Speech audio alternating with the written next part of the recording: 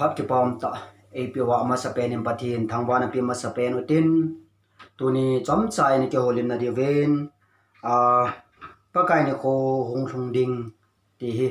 ini sei khom du ini ke holim khom du hi in le sim him ta sa hing a ki hin lai ze in hin la tam ta ke nei jin hi jong le pathin het na khama ap ho wa hi i hung ke holim ding hi in he ze in long lo ten anangai ho tin i sei hi lai o kimel chi lovin aphalam zo in ini ki helova ini ki mel chi ding ovin pakai menin ekete bovin chuto kelhonin bible chang khat anasim khomotin leverison bung som ni lani chang sagin achun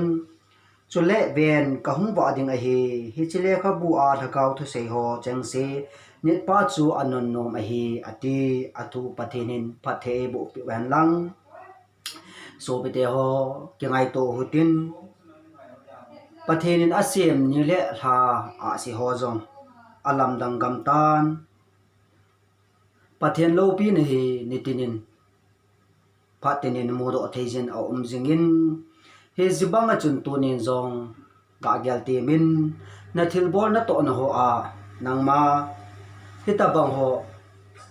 na loi na pai ho a mo do na the kihil na the phat ho a hi nangma in nana to do theyam nana to am ti jong ga ke khos utin chong le vanoin chule vanoizin leisi na mi himte lo pi na ding na hen khomang hangdong tam ta nu le pa tam ta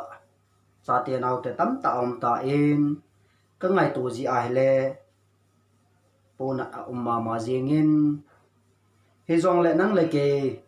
bor thei ima ine povin he je in muntina loi le pai so pi ol naute hitabong hiti ho a ho so pi ho a dengin jong pathin komin tauna nei pi jing le aven kadei sa in he je ichun đâm lai pe na phasam na tam ta kineding moding a hi in hi jong le hi che phasam na ho akona he pathin mai chang phung ibel naw phasam na ine loading ubin jong pakai menen ikitip kit uvin chu jong le hoinun dan jong alam dangin hi ji chun tu lai ja dinga Kipgen to mova pathena dinga hi hin kho ipi ding wale ipi wailen e ho adinga hi huisi gusi nong song le e ho christian te pathin cha ti adinga wang ki cha ading i ma om poi ti jong ka se do no min hi cho jong le khu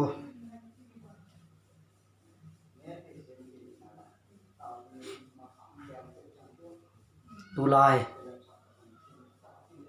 mi tam ta in ne le cha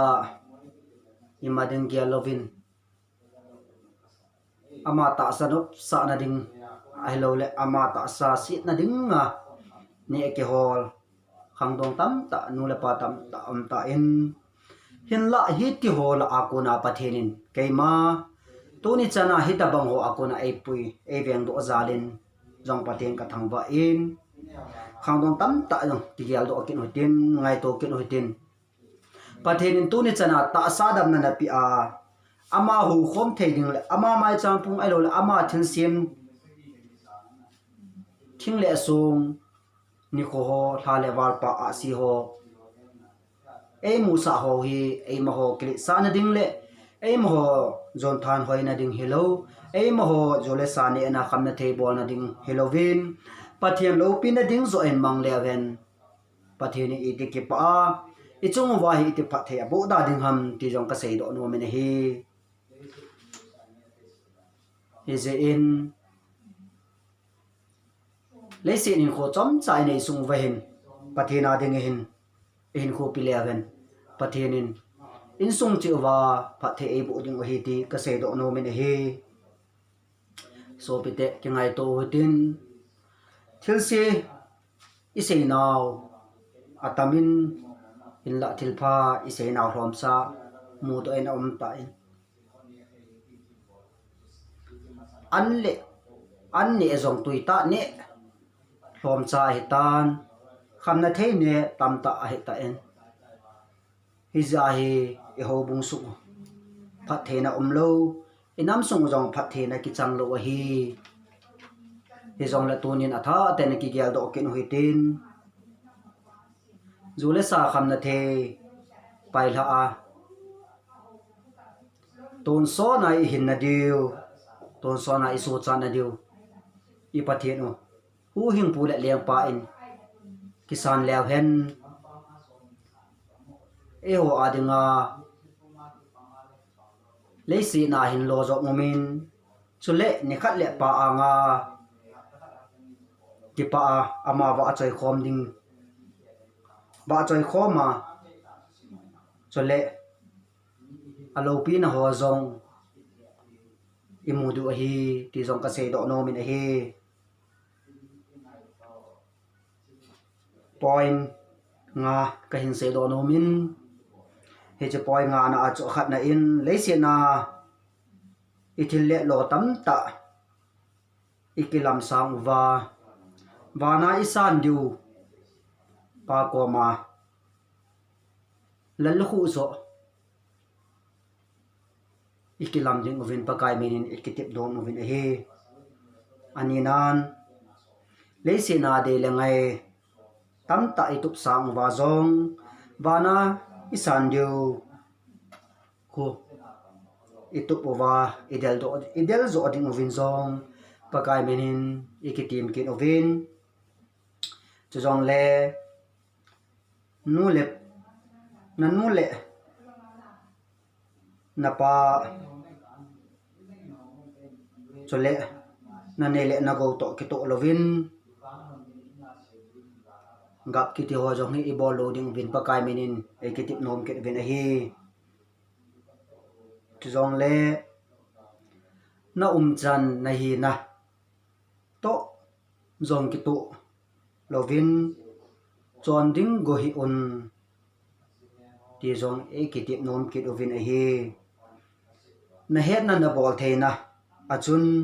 na noi le na pai na sopi ola naw chunga kile sa ki thoi e bol lo di ovin zong ki tip nom ki ovin hi